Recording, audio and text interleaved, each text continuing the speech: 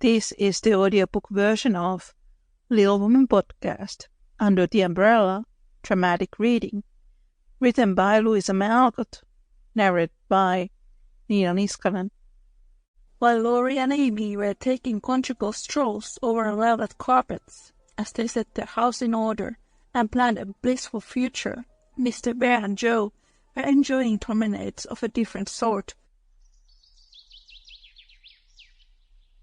Along muddy roads and sodden fields. I always do take a walk toward evening, and I don't know why I should give it up, just because I often happen to meet the professor on his way out, said Jo to herself after 2 or 3 encounters, for, though there were 2 paths to Meg's, whichever one she took, she was sure to meet him either going or returning.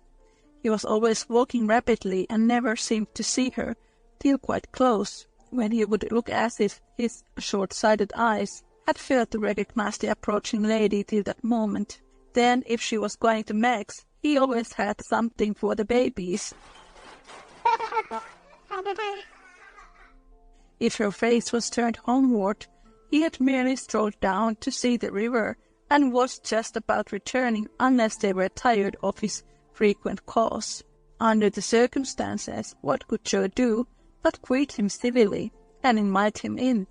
If she was tired of his visits, she concealed her weariness with perfect skill, and took care that there should be coffee for supper, as, quote, Fredrik, Mr. Bear, doesn't like tea. By the second week everyone knew perfectly well what was going on, yet everyone tried to look as if they were stone blind to the changes in Jo's face. Never asked why she sang about her work, did up her hair 3 times a day, and got so blooming with her evening exercise, and no one seemed to have the slightest suspicion that Professor Bear, while talking philosophy with the father, was giving the daughter lessons in love. Jo couldn't even lose her heart in a decorous manner, but sternly tried to quench her feelings, and failing to do so, led a somewhat agitated life.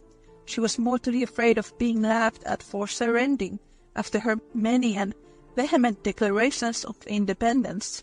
Laurie was her especial dread, but thanks to her new manager, he behaved with praiseworthy propriety, never called Mr. Bear a capital old fellow in public, never alluded, in the remotest manner, to Jo's improved appearance, or expressed the least surprise at seeing the professor's hat on the March's hall table nearly every evening, but he extolled it in private, and longed for the time to come when he could give Jo a piece of plate with a bear and a ragged staff on it as an appropriate coat of arms.